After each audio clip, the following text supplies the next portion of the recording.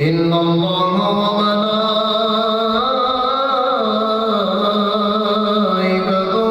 يصلون على النبي يا أيها الذين آمنوا صلوا عليه وسلموا تسليما الصلاة والسلام عليك يا رسول الله وعلى آلك وصحابك يا حبيب الله الصلاة والسلام عليك يا نبي الله وعلى آلك وصحابك يا رحمة للعالمين.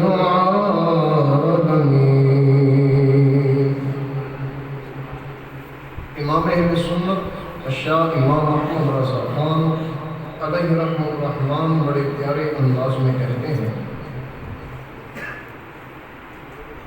پیش حق مجدہ شفاعت کا سناتے جائیں گے، آپ روتے جائیں گے، ہم کو ہنساتے جائیں گے، آپ روتے جائیں گے، ہم کو ہنساتے جائیں گے۔ اور پھر کہتے ہیں جب ساری دنیا قیامت کے دن کھڑی ہوگی، حضور گنبد خضرا سے باہر تشریف لائیں گے اور منظر کیا ہوگا؟ لوگ آئے مسکراتے ہم اسیروں کی طرف، لوگ آئے مسکراتے ہم اسیروں کی طرف، خرم نے عصیاں پر بجلی گراتے جائیں گے، آپ روتے جائیں گے، ہم کو ہنساتے جائیں گے۔ اور آخر میں کہتے ہیں، خاک ہو جائے جل کر مگر ہم تو رضا، خاک ہو جائے جل کر مگر ہم تو رضا، دم میں جب تک دم ہے ذکر ان کا سناتے جائیں گے، آپ روتے جائیں گے، ہم کو ہنساتے جائیں گے۔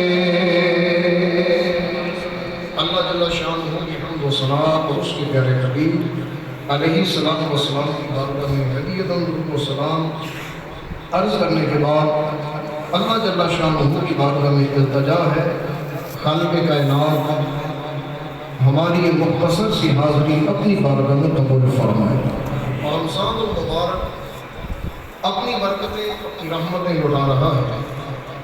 آج 10 روزے ہو چکے، عشر رحمت ہم سے جدا ہوا اور عشر مغفرت شروع ہوئی۔ رحمت یہ اللہ تبارک و تعالیٰ کی عظیم شان ہے، وہ جس پہ چاہتا ہے مہربان ہو جاتا ہے۔ کبھی اس کی صفت آتی ہے الرحمن، اور کبھی اس کی صفت آتی ہے الرحیم۔ اور انسان جتنا بھی گناہ کر لے، رب کی رحمت سے زیادہ انسان کے گناہ نہیں ہو سکتے۔ اتنی وسیع، اتنی بڑی میرے رب کی رحمت ہے، اور کتنا عظیم ہے وہ رب جس نے ہمیں عظیم نبی عطا کی ہے، اور اس عظیم نبی کو یہ خوشخبری عطا کی کہ محبوب اپنی زبان سے یہ کہہ دو، رمضان کے پہلے 10 روزوں میں میری رحمت کے دروازے کھلے ہیں، اور درمیان والے 10 روزوں میں میری بخشش کے دروازے کھلے ہیں۔ جس وقت مرضی آ جاؤ، جس سیکنڈ منٹ کے اندر، جس لمحے کے اندر تمہارا دل کرے، میں نے تو اپنی رحمت کے دروازے کھول دیے ہیں، اب مرضی تمہاری ہے۔ تم آ جاؤ، آ کر اپنے گناہوں کی معافی مانگ لو، میں نے تو اپنا در کھلا رکھ دیا۔ جیسا کہ 4 پارہ سورہ آل عمران، اس کی آیت نمبر 133، آیت نمبر 133 سورہ آل عمران 4 پارہ سنو، میرا رب کیا خوبصورت انداز میں انسان کو دعوت دیتا ہے۔ سنو، فرمایا وَسَارِعُوا إِلَىٰ مَغْفِرَةٍ مِّن رَّبِّكُمْ وَجَنَّةٍ عَرْضُهَا السَّمَاوَاتُ وَالْأَرْضُ أُعِدَّتْ لِلْمُتَّقِينَ۔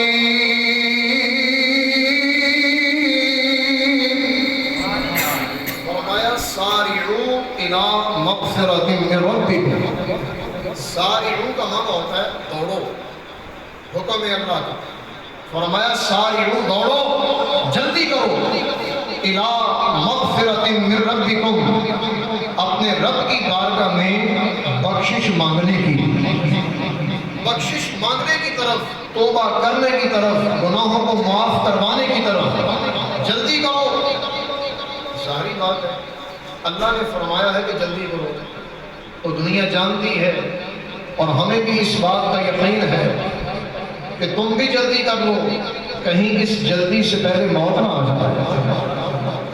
ظاہری بات ہے، جب موت آ گئی، رمضان کی برکتیں ختم، موت آ گئی، توبہ کا دروازہ بند، موت آ گئی، نفل بھی نہیں پڑھ سکتے، موت آ گئی، روزہ بھی نہیں رکھ سکتے۔ اگر موت آ گئی، راتوں کا قیام بھی گیا، تلاوت قرآن بھی گئی، تو کتنی خوش نصیب ہے زندگی، جس زندگی کے اندر کبھی رات کو بندہ قیام کرتا ہے، صبح اللہ کے حکم کے مطابق روزہ رکھتا ہے، افطاری کے وقت رب کی بارگاہ میں بخشش مانگتا ہے، کوئی کسی کو افطار کروا رہا ہے، کوئی کسی کو دعوت دے رہا ہے، یہ سارے بہانے ہیں اللہ کی بارگاہ میں بخشش کے، سارے بہانے ہیں۔ کسی کو کہا ایک کھجور سے، کسی کو کہا ایک پانی کے گھونٹ سے افطار تم کروا لو، دعوت دے کر افطار تم کروا لو، قیامت کے دن آب کوثر میں تمہیں عطا کروں گا۔ تو یہ بخشش کے پروانے ہیں۔ اور ایک طرف میرے آقا کہتے ہیں رات کے وقت تلاوت قرآن کرنے والا، صبح کے وقت قرآن سے پیار کرنے والا، قیامت کے دن آئے گا اور قرآن بھی اس کے سامنے ہوگا، اللہ قرآن کو زبان عطا کرے گا، تو یہ قرآن اپنی زبان سے بول کر کہے گا مولا ساری رات اس نے قیام کیا، صبح مجھے پڑھتا رہا، آج میں اس بندے کے حق میں تیری بارگاہ سے بخشش طلب کرتا ہوں، یا اللہ اس کو معاف کر دے۔ تو یہ قرآن کہے گا یا اللہ اس کو معاف کر دے۔ ایک گناہگار آدمی کہے تو رب کی مرضی ہے، چاہے معاف کرے یا نہ کرے، قرآن تو اس کا اپنا کلام ہے، تو ظاہری بات ہے قرآن جیسے کہے گا میرا رب فوراً اس کی دعا کو قبول فرمائے گا۔ اس لیے اپنی دوستی، اپنی لگاؤ، اپنی توجہ اس قرآن کی طرف کر لو، ابھی وقت ہے، کہیں ایسا نہ ہو جائے کہ پڑھنے سے پہلے ہی موت آ جائے۔ کتنے ایسے ہیں اوپر سے دیکھ کے بھی پڑھنا نہیں آتا، اوپر سے دیکھ کر بھی پڑھنا نہیں آتا، کیا اسی طرح قبر میں جا کر سو جائیں گے؟ سونا تو ہے، تو کیا اسی انداز میں سو جائیں گے جیسا کہ اعلیٰ حضرت امام اہل سنت نے ہمیں جگایا؟ کہتے ہیں دن لہو میں کھونا تجھے، شب زلف تک سونا تجھے، شرم نبی خوف خدا یہ بھی نہیں وہ بھی نہیں، شرم نبی خوف خدا یہ بھی نہیں وہ بھی نہیں، ڈر تھا کہ عیسیاں کی سزا اب ہو گیا روز جزا۔ میرے امام کہتے ہیں ڈر تھا کہ عیسیاں گناہ، عیسیاں کی سزا اب ہوگی یا روز جزا؟ تو کہا ڈر تھا کہ عیسیاں کی سزا اب ہوگی یا روز جزا، دی ان کی رحمت نے صدا، ارے یہ بھی نہیں وہ بھی نہیں۔ کہ میرے امام کہتے ہیں کہ ڈر تھا عیسیاں کی سزا اب ہوگی یا روز جزا، تو میرے مصطفیٰ کی رحمت نے سزا دی اگر تم میری طرف توجہ رکھو گے، میری سنت پہ عمل کرتے رہو گے، نہ ادھر کوئی خوف ہے نہ قیامت کے دن خوف ہوگا، یہاں بھی میں تجھے بچاؤں گا، قیامت کے دن بھی تمہیں چھڑاؤں گا۔ تو یہ میرے آقا علیہ السلام کے مبارک رحمت کا صدقہ ہے۔ ذرا آؤ تو صحیح، رب فرماتا ہے سارعوا الی مغفرۃ من ربکم، جلدی کرو اپنے رب کی بارگاہ میں معافی مانگنے میں، کہیں موت نہ آ جائے، کہیں زندگی تمام نہ ہو جائے، سانسیں بند ہونے سے پہلے توبہ۔ جیسے میرے آقا علیہ السلام فرماتے ہیں کتنے شفیق آقا ہے، تفسیر قرطبی کے اندر یہ حدیث لکھی ہے، میرے آقا علیہ السلام نے فرمایا ایک انسان جب مرنے کے قریب ہوتا ہے، اللہ کتنا رحیم ہے، وہ انسان کے لیے بخشش کے دروازے کھلے رکھتا ہے، تو زندگی میں کبھی بھی توبہ کر لے، فرمایا حتیٰ کہ زندگی گزر جاتی ہے، آخری لمحات رہ جاتے ہیں زندگی کے، اور آخری سانسیں یہاں حلق کے اندر، پھر ناک کے نتھنے کے اندر آخری سانسیں اڑ جاتی ہیں، اور اس آخری سانس نکلنے سے پہلے اگر تو رب کی بارگاہ میں توبہ کر لے تو اللہ پھر بھی تجھے معاف کر دیتا ہے۔ کتنے رحیم ہے میرے مصطفیٰ، اور کتنا عظیم ہے میرے آقا کا رب۔ یہ ساری بات ہے جو میرے آقا نے کہہ دیا وہ حق بھی ہے اور سچ بھی ہے، اس میں شک نہیں۔ اور میرے آقا کی رحمت کتنی وسیع ہے، آخری سانس نکلنے سے پہلے پھر بھی توبہ کر لو تو اللہ پھر بھی معاف کر دیتا ہے۔ آج ہماری کوئی نافرمانی کرے، ہمارا کہنا نہ مانے، ایک کوئی مسند والا، کوئی حکومت والا کسی کو آرڈر کرے اور اس کا ماتحت اس کی بات نہ مانے، مالک اپنے نوکر کو حکم دے اور حکم کے وہ عمل نہ کرے بلکہ عمل کے خلاف کرے، تو مالک اس کو انعام دیتا، جزا دیتا ہے، یا اس کے لیے تحفے تحائف میں رکھے ہوتے ہیں؟ نہیں، یہ انسان ہے، جلد باز ہے، کبھی اس کو گالیاں دے گا، کبھی مارے گا، کبھی سزا دے گا، پسند یہ ہے میری کوئی بات ٹالے نہ، میری بات پہ عمل کرنا نہ چھوڑے، کیونکہ میں برداشت نہیں کر سکتا۔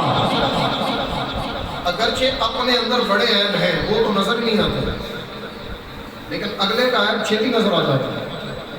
تو کسی نے کیا خوب کہا ہے، اپنی آنکھ میں تو تجھے چھتیر بھی نظر نہیں آتا، اور کسی کی آنکھ میں تجھے تنکا بھی نظر آ جاتا ہے۔ کسی کی آنکھ کا تو تنکا بھی دیکھ لیتا ہے، اپنی آنکھ کا تجھے چتیل بھی نظر نہیں آتا۔ اتنے گناہ تیرے اندر، وہ تو نے کبھی دیکھے نہیں، اور عیب تلاش کرنے نکلا ہے اوروں کے۔ کتنے افسوس کی بات ہے۔ تو یہاں پہ بڑی قابل توجہ بات ہے کہ انسان اپنے من میں جان کر دیکھے، اپنے رب کی بارگاہ میں آئے اور اپنے گناہوں کی بخشش طلب کرے، کہ جیسے فرمایا سارعوا الی مغفرۃ من ربکم، اپنے رب کی بارگاہ میں آؤ، جلدی کرو، سانس نکلنے سے پہلے توبہ کرو، زندگی تمام ہونے سے پہلے توبہ، کہیں ایسا نہ ہو کہ موت بھی آ جائے اور توبہ کا وقت ہی نہ ملے۔ جیسے ایک اللہ کا بندہ 20 سال تک اس نے اللہ کی عبادت کی، 20 سال تک، اور 20 سال تک اس نے رب تعالیٰ کی نافرمانیاں کی، گناہ کیے، اور ایک دن شیشہ دیکھ رہا تھا اور شیشے کے اندر اس کو اپنا عکس نظر آیا، سفید بال، سر کے بھی اور داڑھی کے بھی، بال سفید ہو گئے، 40 سالہ زندگی ہے، اس کے علاوہ بھی ہے، 40-50 سال زندگی کے گزر گئے، بال بھی سفید ہو گئے، تو کہنے لگا مولا 20 سال تک تو میں نے نیکیاں کی، اس وقت تو بڑا کرم تھا، اب 20 سال تیری نافرمانی میں ہو گئے، بال بھی سفید ہو گئے، اگر اب میں تیری بارگاہ میں دوبارہ آنا چاہوں تو کیا مجھے قبول کر لے گا؟ اگر اب بھی میں آنا چاہوں، 20 سال گناہ کرنے کے بعد بال سفید ہو گئے، اب بھی اگر آنا چاہوں تو یا اللہ کیا میں آ سکتا ہوں؟ کیا میرے لیے تیری رحمت کا دروازہ کھلا ہے؟ کیا میں بخشش طلب کر سکتا ہوں؟ مانگنے کی اجازت ہے؟ تو غیب کی طرف سے آواز آئی، کسی کہنے والے نے آواز دی، ندا دی، کہا او سن، 20 سال تک تو نے نیکیاں کی اور ہم نے تجھ پہ بڑی کرم نوازیاں کی، 20 سال تک تو نے گناہ کیے، تو نے ہم سے منہ موڑ لیا، ہم نے بھی تم سے اپنا توجہ ہٹا دی، تو نے منہ موڑا تو ہم نے بھی توجہ پھیر دی، اب بھی اگر تو توبہ کرنا چاہتا ہے تو میں رب تجھے بخش دوں گا، اب بھی میری بخشش کا دروازہ کھلا ہے۔ اور ادھر دیکھو، اس واقعے کو امام غزالی نے مکاشفۃ القلوب کے اندر نقل کیا ہے، اور یہاں واقعی حقیقت ہے، انسان جس وقت زندگی کے وقت میں جب بھی میرے رب کی بارگاہ میں آ جائے، رب نے تو رحمت کے دروازے کھلے رکھے، اور یہ تو ویسے بھی 10 روزے اپنے رب کو منانے کے ہیں، بخشش طلب کرنے کے ہیں، گناہوں سے معافی کے ہیں، جیسے رب کہتا ہے جلدی کرو کہیں موت نہ آ جائے۔ سارعوا الی مغفرۃ من ربکم وجنۃ عرضها السماوات والارض اعدت للمتقین،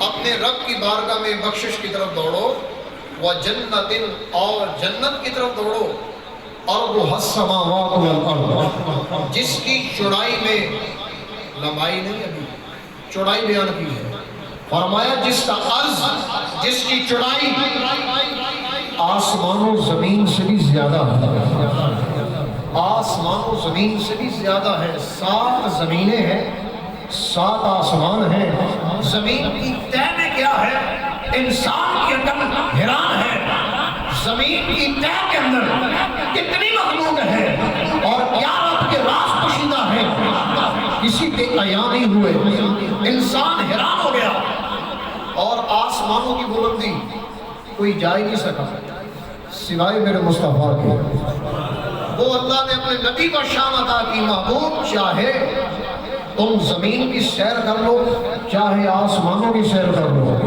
بلکہ ہم تو وہ ہیں کہ جو تمہیں ہر چیز دکھائیں گے، ساتھ سیر بھی کروائیں گے، خالی دکھائیں گے نہیں، جنت بھی دیکھی، جہنم بھی دیکھی، ہر شے دیکھی، اور جہنم کا عذاب ملنے سے پہلے اپنے امتیوں کو باخبر کر دیا کہ امتی اس جہنم کے عذاب سے اپنے آپ کو بچائے کہ میرے آقا فرماتے میں نے دیکھا ایک بندہ فرشتے اس کے سر کے اوپر پتھر مار رہے ہیں، سر زخمی ہو جاتا ہے، پھر ٹھیک ہو جاتا ہے، پھر مارتے ہیں، پھر زخمی، پھر ٹھیک ہو جاتا ہے۔ تو میں نے پوچھا جبریل یہ کون سا بندہ ہے، کیسی مخلوق ہے یہ؟ تو جبریل کہنے لگے یا رسول اللہ صلی اللہ علیہ وسلم یہ آپ کی امت کا وہ بندہ ہے جو نمازوں کو قضا کر کے پڑھتا ہے۔ یہاں پر تو ہماری ادا نہیں ہوتی، کئیوں کو ہوتا ہے کہ جان بوجھ کے جماعت کا ٹائم بھی گزار دیتے ہیں، حتیٰ کہ نماز کا ٹائم بھی گیا اور سوچ یہ ہوتی ہے قضا کر کے پڑھ لوں گا۔ تو قضا کر کے تم پڑھ تو لو گے، اگر رب کی بارگاہ میں پھنس گئے تو پھر کیا کرو گے؟ اور ادھر میرے آقا نے انجام بیان کر دیا، فرمایا یہ قضا کر کے پڑھتا تھا اور حالت کیا ہے؟ عذاب میں مبتلا ہے۔ تھوڑی سوچ لیتا ہوں، ادا عبادت رب کی مرضی ہے، قبول کرے یا نہ کرے۔ ادا عبادت رب کی مرضی ہے، تیری قبول کرے یا نہ کرے۔ تو قضا کے بارے میں تیرا کیا خیال ہے؟ قضا کے بارے میں کیا خیال ہے؟ رب قبول کرے گا، اور جس نے ادا کے اندر بھی تجھے مہلت دی ہے، اگر تیری نیت اچھی ہے، عبادت اچھے طریقے سے ہے، پھر بھی رب کی مرضی ہے قبول کرے یا نہ کرے۔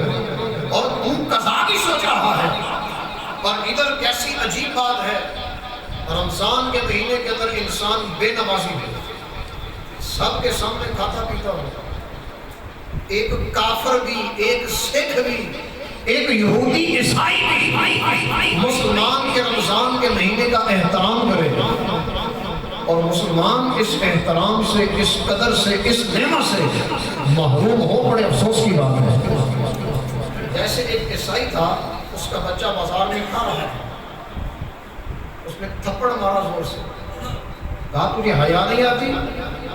مسلمانوں کا رمضان ہے، رمضان کا مہینہ ہے، کب کر کھانا بھی ہے تو اپنے گھر میں، مسلمانوں کو اذیت نہ ہو۔ وہ تو عیسائی تھا، ہم عیسائی تو نہیں، مسلمان ہیں، اور جتنی مجبوریاں، جتنی پریشانیاں، تکالیف مصطفیٰ کے صحابہ پر تھی، ہمارے اوپر نہیں ہے۔ یہ پنکھوں کی نعمت، اے سی کی نعمت، نہ ٹھنڈ کی فکر نہ گرمی کی، کیا ایسی نعمتیں، ایسی وسعتیں، فراوانیاں صحابہ پر تھیں؟ تاریخ اور احادیث کے اوراق اٹھا کے دیکھ لو، علماء لکھتے ہیں کہ مسجد نبوی کی چھت بالکل نیچی تھی، حتیٰ کہ اگر صحابہ کھڑے ہوتے تھے تو سر چھت کے ساتھ مس ہوتا تھا، اور گرمی کی اتنی شدت، پسینہ آتا، کثیر، اس کی سمیت پھیل جاتی۔ پھر میرے آقا نے آرڈر دیا، حکم دیا، فرمایا صحابہ آئندہ سے غسل کر کے آیا کرو، غسل لازم کر دیا، غسل کر کے آیا کرو۔ اور بعض اوقات تو بارش ہو جاتی، زمین گیلی ہو جاتی، اور صحابہ کرام اپنے راستے سے کوئی مٹی، کوئی بجر، کوئی اور چیز اس طرح کی اٹھا کر لے آتے اور سجدے کی جگہ پہ رکھ لیتے تاکہ گارے سے بچ جایا جائے اور خشکی والی جگہ پہ سجدہ کیا جائے۔ کیا ایسی کیفیتیں تمہاری ہیں؟ اور جنگ بدر رمضان کا حصہ ہے، میرے آقا نے آرڈر دے دیا، جس کی مرضی ہے روزہ چھوڑ دے، اجازت ہے، اور جس کا دل کرتا ہے کہ اللہ شہادت بھی دے تو روزے میں دے، اس کو بھی اجازت ہے، اور روزہ رکھ کے زخم کھائے۔ اور صحابہ کرام نے روزے رکھ کر زخم بھی کھائے اور اپنے سر بھی کٹائے۔ کن کی خاطر؟ ان 15ویں صدی والوں کی خاطر، ان کی خاطر جن کا حال یہ ہے سب کے سامنے کھاؤ پیو، پرواہ نہیں، بے نمازی بن کے زندگی گزارو، پرواہ نہیں۔ تو سوچ لو آج وقت ہے کل نہیں. کتنے ایسے ہیں جو پہلے تھے آج نہیں، اور کتنے ایسے ہیں جن کا قلم لکھ چکا آج ہے کل نہیں ہوگے، اور کئیوں کو وہ نصیب آنے والا وقت نہیں ہوگا. تو اس لیے میرا رب کہتا ہے ابھی جلدی کر لو، سارعوا الی مغفرۃ من ربکم، جلدی کرو بخشش مانگنے کے اندر، توبہ کرنے کے اندر. وجنۃ عرضھا السماوات والارض، اور جنت کی طرف جلدی کرو جس کی چوڑائی میں آسمان بھی آ جاتے ہیں، زمینیں بھی آ جاتی ہیں. سوال پیدا ہوتا ہے جنت کس کے لیے ہے؟ دوسرا پارہ آخری آیات پڑھیں تو یہودی کہتے ہیں ہم جنتی ہیں. قرآن پاک کے اندر باقاعدہ اللہ تعالیٰ نے ان کے الفاظ ذکر کیے. یہودی کہتے ہیں ہم جنتی، عیسائی کہتے ہیں نا تم نہیں ہم جنتی. اللہ فرماتا ہے تم دونوں ہی نہیں. جب تک میرے مصطفیٰ کو اللہ کا آخری نبی نہیں مانو گے تب تک تم جنتی نہیں ہو سکتے. اور ہماری خوش نصیبی کہ ماں کی گود سے ہی اللہ تعالیٰ نے مصطفیٰ کا امتی پیدا کر دیا، اسلام عطا کر دیا. بن مانگے کبھی جمعے کی سعادتیں عطا کی، اور کبھی رمضان کا عشرہ مغفرت عطا کیا. یہ بخشش کے بہانے ہیں. کبھی کہتا ہے روزہ رکھ لو بخش دوں گا، کبھی کہتا ہے نماز پڑھ لو بخش دوں گا. سخت گرمی کیوں نہ آ جائے. ہمارے بزرگ تو ایسے تھے روزہ رکھ کر باڈی کرتے تھے. باڈی سب سے دنیا کا اوکھا کام، مشکل کام کہ جب سانس لینا بھی مشکل ہوتا ہے. گرمی ہر طرف سے، آسانی کوئی بھی نہیں. پانی بھی نہیں پی سکتے افطاری تک. سارا دن کام کاج کرنا ہے، سی بھی نہیں کرنی، آہ بھی نہیں کرنا. اگرچہ ان لوگوں میں علم کم تھا عمل زیادہ تھا. آج علم زیادہ ہے عمل کم رہ گیا. اور ادھر ڈاکٹر اقبال نے بڑی سونی بات کہی، کہا عمل سے زندگی بنتی ہے، جنت بھی جہنم بھی. عمل سے زندگی بنتی ہے، جنت بھی جہنم بھی. یہ خاکی بدن، یہ خاکی اپنی فطرت میں نہ نوری ہے نہ ناری ہے. کہنے کا مطلب یہ ہے کہ جب تو ماں کی گود سے پیدا ہوا، ماں کے شکم سے دنیا میں آیا، تو نہ تو جنتی نہ جہنمی. اب تیرا عمل ہے جو اللہ نے تجھے اجازت دی کہ اگر اچھے کرے گا تو اللہ جنت دے گا، برے کرے گا تو رب سزا دے گا. لیکن ابھی اجازت ہے موت آنے سے پہلے پہلے انسان سارے گناہوں سے معافی مانگ کے اپنے رب کی بارگاہ میں حاضر ہو جائے. تو اس لیے رب کہتا ہے انعام یہ دوں گا کہ تو نے بچ کر زندگی گزاری. اعدت للمتقین، تو یہ جنت تو میں نے متقی لوگوں کے لیے تیار کر رکھی ہے. اللہ تعالی ہم سب کو نبی کریم علیہ السلام کی سنتوں کا پابند بنائے. وآخر دعوانا ان الحمد للہ.